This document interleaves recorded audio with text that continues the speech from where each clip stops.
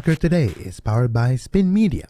From podcast to video production, visit spinmediadigitalsolutions.com and bring your content to the next level. Ya lo hace, pierna derecha, directo al arco, golazo, golazo, golazo! The world of football with a soccer perspective. This is Soccer Today with Duane Rollins and Kevin Laramie, live on the Sports Podcasting Network. Good day, good night. Welcome to Soccer Today for Tuesday, July 12th, 2022. I'm Kevin Laramie. Duane Rollins will be joining me in just a minute. We'll invite you to subscribe to our YouTube page and click on that notification bell to join us in our journey to 1,000 subscribers. Over 60% of the way there, so I guess we have a passing grade heading into the rest of the year and Canada in the World Cup, of course. Joining me as always is Duane Rollins. And Duane, today we have a bit of a different pace of show. We're not going to go through a ton of results. Today is 4 Canadian Premier League games we will break down, and we'll look at the standings of the CanPL, W Championship scores, and we will also look at Salcedo on his way out. There's multiple reports that says there's an agreement between FC Juarez and Toronto FC. We'll look at his numbers with Toronto FC. And just before the show, earlier today, the roster for Major League Soccer's All-Star game this year in Minnesota has been unveiled, the 26 players, and we'll go through the roster and look at maybe who's the big names that are not present. But first of all, how are you today? Doing pretty well. I should mention, of course, today there was a TSN story that came out on the Canadian soccer business and the Canadian Soccer Association in dispute with the players. We haven't really digested that enough yet to talk about it in its true entiretyness that needs to be talked about. So that's why we're not going to address that today, folks. But you know, we will moving forward. Just to let you know on that. And if you go back to our archives of a few weeks ago during the international break, we actually did cover, and the information that we did have at that time is very close, if not identical, to what was presented in Rick Westhead's article and news. News a few minutes over the last couple days. Yeah. And look, speaking of soccer business, Canadian soccer business, they made an announcement today as well that was unrelated to that about the three women's League One Ontario, BC One, and PLSQ coming together to have sort of a festival event that will crown a national champion at the end of the season. So in September of this year, I believe it's in September, it might be in late August, but at the end of the year at any rate. So that's good news on that front, and it sort of speaks a little bit to what Canada soccer business does that doesn't get talked about a lot in this dispute because it's not really understood, and that's a lot on the CSA. But as Kevin said, go back to our archives if you want information today. Find that conversation we had at the time of the dispute, so it's an international break, and we'll address it moving forward. Yeah, we'll actually address it probably tomorrow on a special Two Solitudes podcast. Duane and I have ironed out maybe a timetable tomorrow to record the latest Two Solitudes podcast with our thought on the Canadian men's national team and Canada soccer, Canadian soccer business, and more on this No Holds Barred podcast that is behind a paywall, but also you get what you pay for in production, amazing songs that I can't put here for copyright reasons. It's a different world. It's like the Wild West behind the paywall. Today, Duane, we will be talking about the Canadian Premier League, reviewing 4 games, looking at the standings. But first, breaking news or not, we've been talking about this over the last few days. Carlos Salcedo on his way out of TFC. It was rumored for a while, but now it's going to be official in the next few hours. He's already part of FC Juarez's thought process going forward. He's not in Toronto anymore. It's a worst-kept secret, just like Insigne signing a few months ago, just like the MAK trade. This is it's a mutual agreement. It didn't go well for Carlos Salcedo at Toronto. On the pitch, it was okay. Off the pitch, well, we'll talk about this on another day maybe. But Salcedo back in Liga MX, joining FC Juarez according to multiple reports. For Toronto FC in all competitions this season, 13 games, 13 starts, 147 recoveries, which is one of my favorite defensive statistics. It shows positive turnover of the ball for your team, tackles 14, passing accuracy of 83. What surprised me is his dribble success. 40% is pretty low, and it's pretty bad for a designated player that did not bring, I guess, the value of a DP For Toronto, Carlos Salcedo going to play for FC Juarez for that club going forward. Yeah, look, I mean, there's not much to say in terms of his time in Toronto. I don't think he was that bad, but that's just it. He wasn't that bad.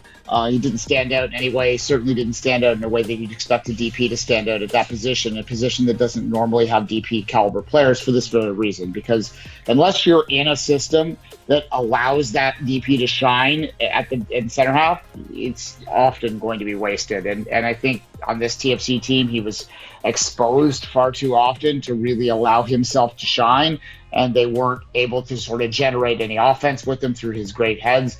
He's good with the head on the ball. He can generate opportunities that way. He didn't really have an opportunity to do that with TFC, who struggled, of course, with the young lineup in the first half of the season. And by and large, that's going to be a disappointing output for him. This is all underlined, as Kevin just alluded to, with what we've heard as family issues. He was back in Mexico for the last little while, missed the last game, dealing with those issues. That has allowed the team and the player to come to a mutual agreement, as Kevin said, to terminate this contract, just in terms of MLS rules and what that means moving forward. Means that there is no cap hit on TFC. They will only, it's prorated the way it's not a cap, it's a budget. Yeah. This is important in the distinction here because they've already paid some of the salary. That part will count to their total budget, but the rest there won't be any more coming off. Exactly, and that's something that people don't. And I don't want to be patronizing. If you know, you know. I don't want to put everybody in the same basket, but it's the same in multiple sports. When you have a salary cap, the salary cap is flexible. Like, it's not on a one day. You don't have to be compliant every single time. You have to be compliant when it all ends, and it's a prorated aspect, and so that's why sometimes there's a bit of difference by a couple dollars or a couple thousands here and there, because if you were compliant most of the season, well, you were compliant. Yeah, and TFC, in terms of right now what they can spend, basically take half of the DP hit, and that will be available for them to add to their cap in the second half of the season to add a player. There's a certain Canadian international that's out of contract right now that used to play for TFC that might fit about that exact budget hit. Just Daniel Henry I'm talking about. That might be a stopgap solution for TFC in the second half of the season. True. So, he needs to play somewhere. They need another defender. It makes some sense. But anyway. We didn't. Well, here's the details because you alluded to it. So we're going to give the details. Daniel Henry's contract about a week and a half ago, 10 days, 2 weeks ago, was basically let go was waived by LAFC. He's without the club at this moment. He wants to play. LAFC was not giving him the opportunity. They did it earlier this season. He was a trialist and he got a contract, but his contract is now waived. He has the opportunity to go where he wants in Major League Soccer, and he needs to play if he wants to make the World Cup roster. He's on the bubble. He could be a on the bench defender for the national team, but he needs to play for that. John Herdman is very well known for choosing players that play in their club, that are in the starting 11 of their club, and that needs to change for Daniel Henry if he wants to be part of that club. Yeah, 100%. Yeah, he's not going to play if he doesn't find a club. I think he will find a club. I'm not just pulling this out of my elbow. It makes sense. There's a fit there. His family's from here. He started in the system. He was a TFC player. No, it's not going to be a sexy move. Yes, there's going to be TFC fans that remember him from when he was 19 years old. 19, and the mistakes he made then that are going to be upset if they bring him in, but there's a certain logic to that. But to get back to the topic at hand here, this move needed to happen because it wasn't a good fit for either side. It has happened. Considering they had to make that move, not bad results came out of it. They open up a DP slot. They open up some cash space in terms of what they can spend. They're not going to get any money back, but that was just always going to be the case in these situations. So it works out fine. And this all breaks down to, they were kind of stuck between a rock and a hard place when they brought him in because they needed to get rid of the Venezuelan step-over king, who is, by the way, moving on again. That's a Jefferson Soteldo, who is now on his way where? He's out of Liga MX. Greece. And he's going to Greece. Your career is going well when you went from MLS to Liga MX to the Greek League. The Greek Super League, whatever it's called. Well, he's in one of the top teams, but we'll see how long he lasts there. I said this, I don't want to belabor this anymore.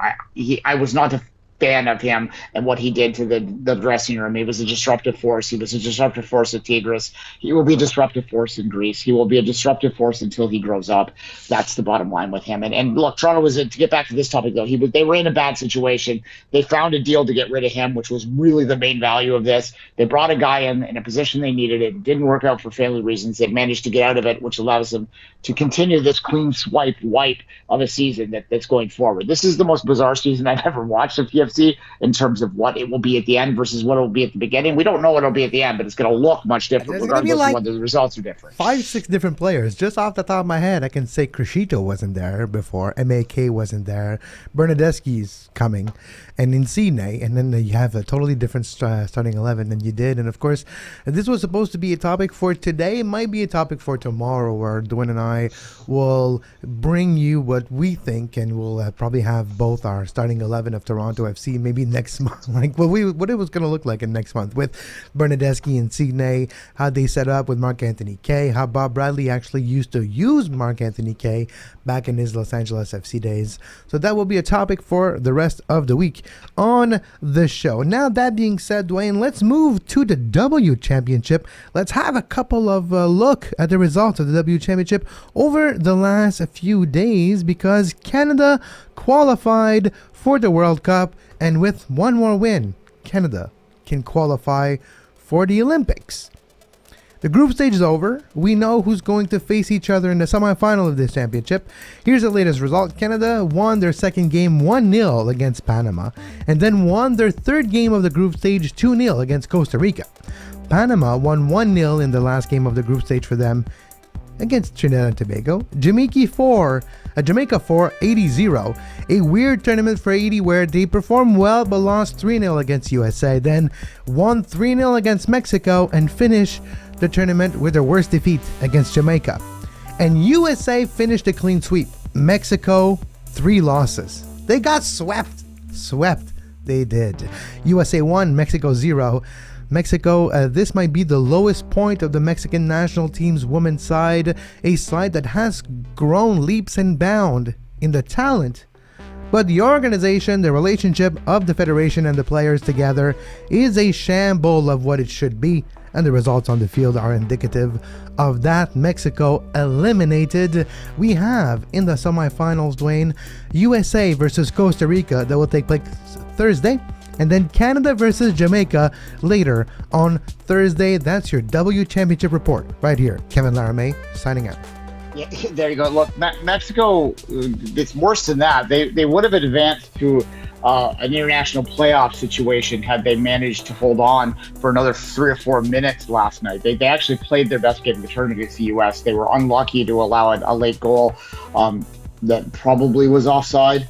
I mean, it looked offside to most people that watched it, but it didn't get overturned, so the goal stands. The result was, had Mexico, they needed to score a goal, but had they been able to find a goal, they would have advanced. So there was a lot to play for Celeste, and it ended up being a disappointing result, especially considering they're playing at home as well, which is particularly disappointing. Good for Jamaica. They qualified for their second straight World Cup. That's amazing for a smaller island, at any level. So for 2 straight World Cups for the Jamaican women's, Costa Rica gets back to another World Cup. That's a strong program there. In terms of the Canadian situation, as you say, they've already qualified for the World Cup. The way the Olympic berth works is that it's basically they have to beat the U.S. and they have to make a final. If they beat Jamaica in the crossover game, they will advance to the final, which will give them an opportunity to beat the U.S. If they beat the U.S. to qualify directly to Paris. If they don't win that game, they will play the winner of the 3-4 game. The third place game, the bronze game, in a special playoff that will happen later on to determine that final CONCACAF Olympic spot. So they will have 2 shots to get to the Olympics if they beat Jamaica. So that game, as all of the Canadian, where all of the women's tournaments always are, the semifinals are your most important game, really. They win that game, they get 2 shots to go to the Olympics. You'd think with the resources Canada has, even if they do lose the U.S. game in the final, which they would be the underdogs in, they would still have a great opportunity to qualify by beating the Costa Rica or Jamaica in a one-off or a playoff game that would happen after that. Yeah, you would think that they would find themselves favored, but it'll be an interesting way to finish it. In Canada and the U.S., it's bragging rights. Who knows? It's a interesting time in women international soccer. The hierarchy of who's good, who's not is in flux right now. There's generational players and talent that are moving on or close to it on all sides. Same for US, same for Canada, and it'll be interesting going forward how those things unfold.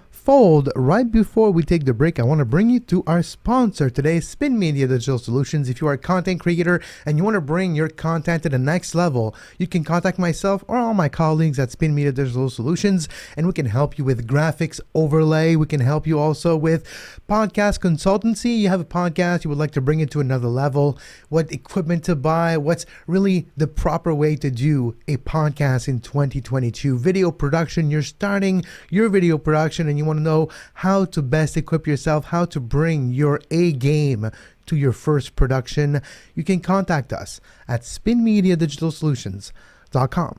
We'll be right back after this short break.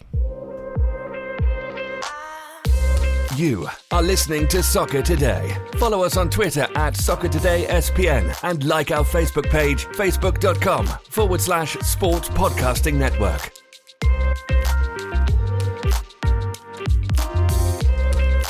And we're back on Soccer Today. Kevin Laramie with Duane Rollins as we bring you the shout out of today for our Patreon page. Patrick White, thank you for joining this shout out here. Always a pleasure to mention your name. Martin, Pierre, always long-time listeners. One day we'll have callers and we can say long-time listener, first-time caller. But thank you for joining this Patreon tier, the shout-out tiers. And you can also join the tier by going to our Patreon page that is available at patreon.com/2solitudes. Brand new show being recorded tomorrow looking at CSB Canada and Rick Westhead's article on tsn.ca. That and more on our Patreon page. Duane, the Canadian Premier League had a great weekend of action as always, and we saw some interesting results in the CanPL. Here's some of my favorite results from last weekend. York United losing in the 450 416 derby. 906, 905, I don't remember. It's a lot of acronyms, a lot of numbers, but 2 for Forge, 0 for York at York Lions Stadium. A big win for Forge that continues their run upwards in the table. 905, by the way, is the number that they call this. Well, at least the league wants you to call it too. I'm not sure if it is anymore. But look, it was one-sided. Forge was the dominant team in this. And this York team is a team that there's a lot of questions about what's happening in New York. Really, their attendance is still struggling. I don't really want to belabor on that but it is a factor. They had some results in the Canadian Championship, but they're suddenly they're looking at the bottom of the table, not the top of the table. And there was a lot of folks that were quite, pumping their chest in that particular club last year because they managed to squeak into fourth and thought that they would continue to grow on that. Couple that with a lot of turnover in their front office, not necessarily in the spots that you're visible, but there were some of that too. Makes you wonder what's going on up there. But nonetheless, we will watch this closely as it moves forward. And as I say, you look at that table which is up on your screen right now, and they're we're talking about how bad Edmonton is right now, and York's just a point ahead of them. So exactly. Well, Edmonton has got 2 wins now, and here's the table for our podcast listener. Cavalry is on top with 25 points, a record of 7 wins, 2 losses, and 4 draws. Atletico Ottawa, the surprise this season, equal on points, but they have 1 less defeat. That's why they are second in the table. Pacific third, Forge fourth now in the table with 20 points. Valor fifth with 19. Let's remind everybody the top 4 will be taking part of the playoffs, which number 1 versus number 4, number 2 versus number 3, then the winners of each face each other for the Northside Shield and bragging rights in the Canadian Premier League. HFX Wanderers 6 with 17 points. Then there's a gap, a 6-point gap to York United and FC Edmonton. Let's look at the other results in the CanPL. FC Edmonton lost at home to Pacific FC. It's an important win for Pacific FC to keep in pace with the top teams. They had a couple of difficult spells in the league. Big win on the road at Clark Stadium in Edmonton. Atletico Ottawa Cavalry 1-1 draw at the top of the table. Dare I say the 2 best teams in the league this year drew each other, and it will be maybe the story for the rest of the year. Atletico or Cavalry, which will it be? Then Valor 1, HFX 0 to finish the weekend at Investors Group Field. Yeah, you know that my opinion is that Forge will ultimately end up pushing for that top spot because if you take their early season form off when they weren't really well, they had to taper for the CCL and then taper down and then taper back up. But if you know your athleticism, you were a cycling guy, Kevin. You understand that you can't race both the Giro and the Tour, right? Like it's kind of what they I had can to try, do. but you know what happens when you chase two rabbits, right? You end up Yeah, catching none. So that's what usually happens for a cyclist that chases. And of course, it's a Tour de France as we speak. So it's a very topical reference to him that you. yeah, you're welcome. I've been watching a bit of it, so I thought I'd throw that one in. I thought you'd like that. I watched the Atleti game and the Atleti Cavalry game this week because I really wanted to drill down on that. I usually drill down on one game a week and then watch the other three on a highlight form. And that's the one I chose to watch it. And I found it interesting, and I do think there's a lot to like about that team. And I was particularly interested to watch Balou, who's a player that we know a lot about, and we've talked a lot about in this show over the years. And obviously, he had some troubles in Montreal, ran into, I think, some off-field issues. We'll say we'll leave it at that. I felt watching it. I've watched him a few weeks now that he's looking far more engaged than he has in the past. He's playing well. He scored the goal, by the way, for Atletico in that game at the 47th minute. He tied the game. Jose Escalante, one of the standout of Cavalry since they joined the CanPL, scored at the 20th minute. Yeah, would love his first goal too. Check that one out in the highlights. There's another highlight that we might talk about in a minute, or low light, I should say, that's getting a lot of play in CanPL circles.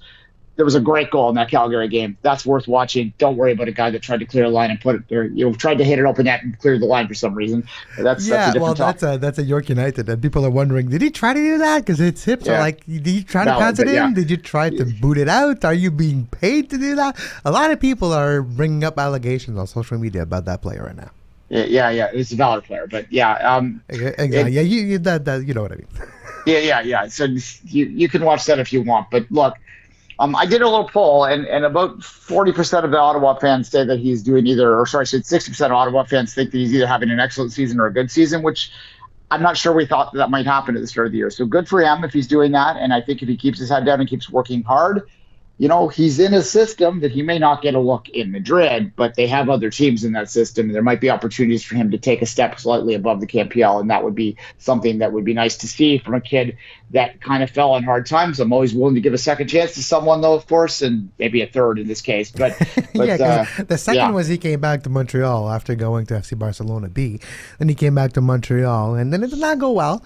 And now he's with Ottawa, and it's going well so far. Maybe he has actually found his level, too. That's possible. And there's no shame being a Canadian Premier League player, even if that's the ceiling. That's interesting aspect. And we'll see what Jean-Yves Balou-Tabla can show us on the field towards the rest of the season. But Duane, it's that time of year where we are giving announcement by Major League Soccer and who's going to participate in their yearly celebration of the sport. Here's your 2022 MLS All Star Roster.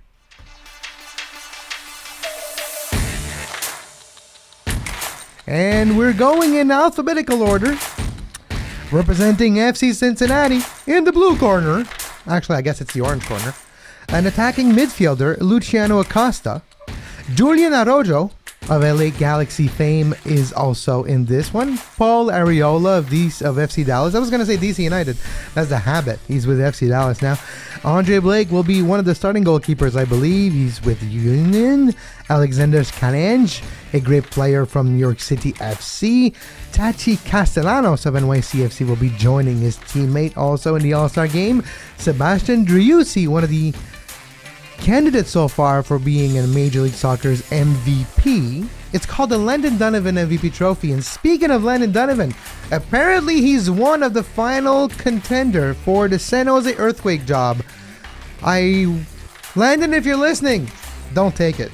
Don't take the San Jose job. Don't do that. You'll regret it.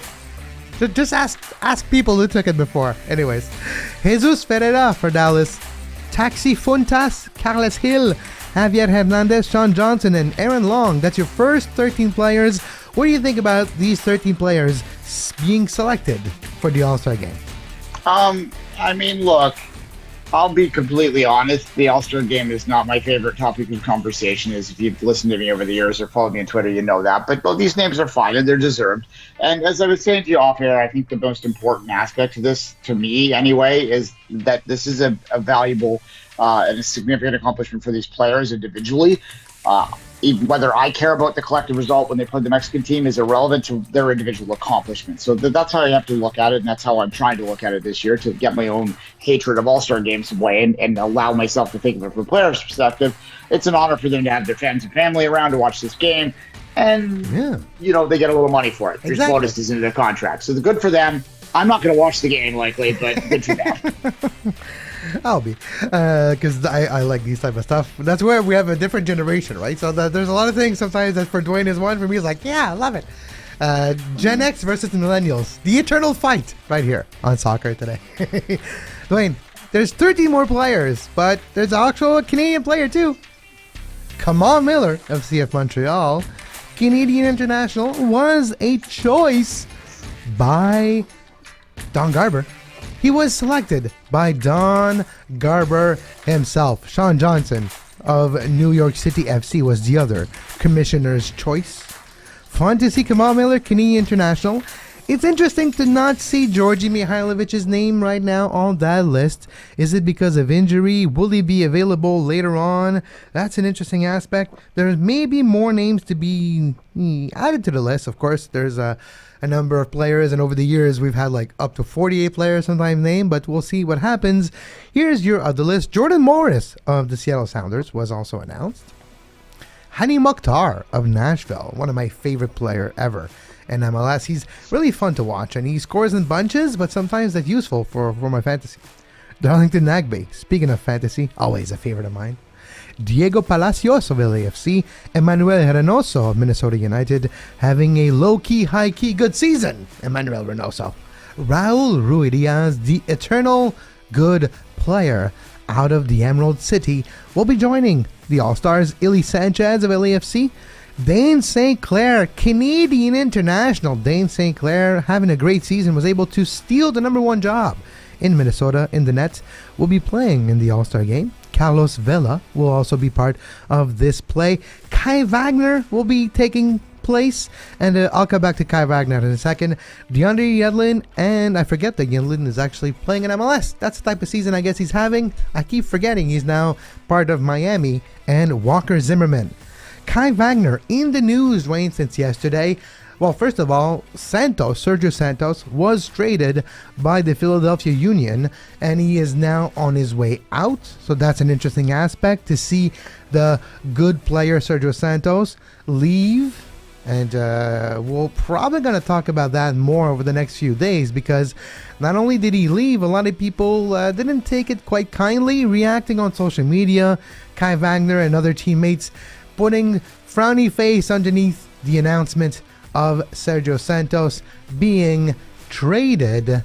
But when I look at Kai Wagner, he's still one of my favorite defenders in MLS and gave me 18 freaking points last weekend in my fantasy.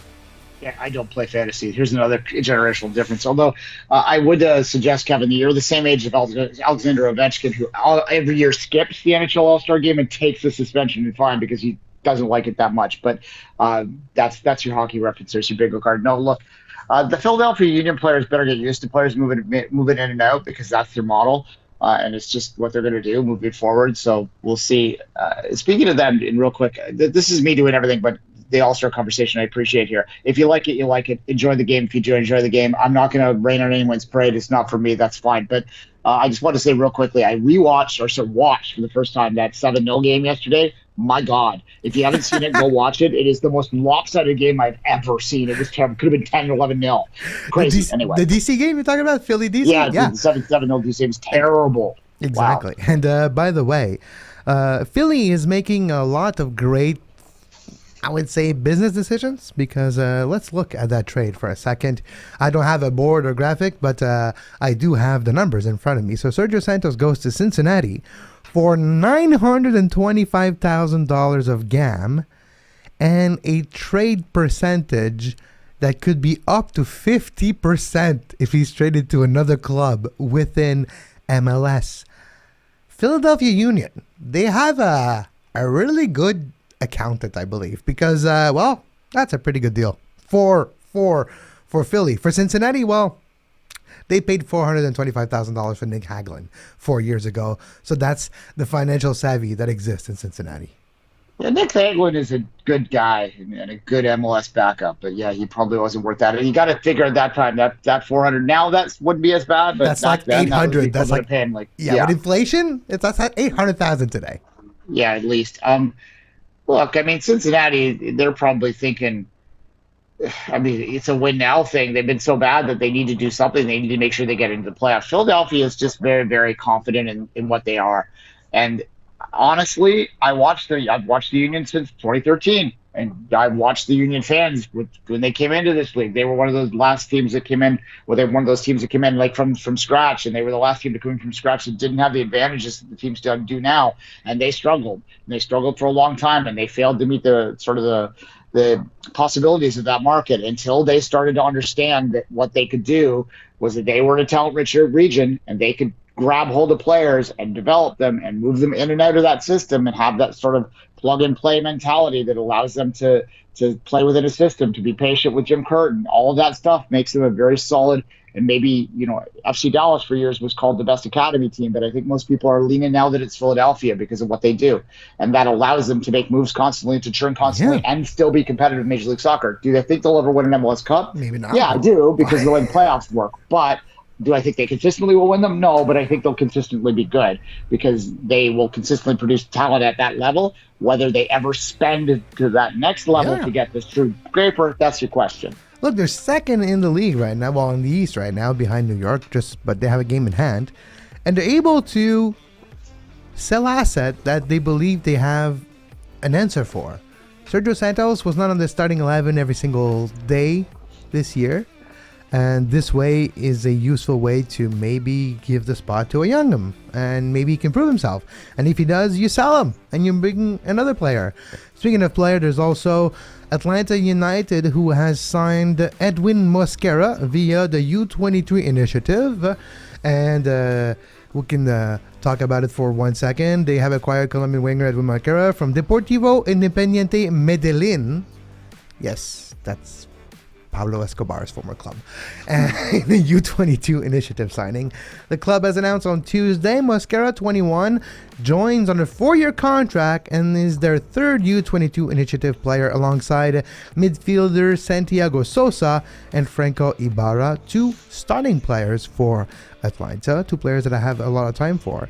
Edwin is an exciting winger with a unique profile and is someone who will bring a different dynamic to our team, VP and technical director Carlos Bocanegra said in a release. He will add competition to our attacking group and we're excited to welcome him to Atlanta United. Some fans are questioning this move because they do have standout of this year Ronnie Cisneros, who signed a longer loan deal and is their top striker at that position for now. So it'll be interesting to see how they adjust, but that's just a few of the latest news in the transfer talk in MLS. Yeah, that's Atlanta's model. I talked about models and identities. That's Atlanta goes after young South American players. That's consistent throughout their history, right? And they've had some home runs, and they've had some strikeouts, to use a baseball analogy, which we also use in the show often. That should also be on the bingo card. Well, I don't know if I have it in front of me. Let me just check, because sometimes I keep those things. But the biggest transfers of all time, do I have it in front of me? I don't. But there's like 3 of those or 4 of those are Atlanta,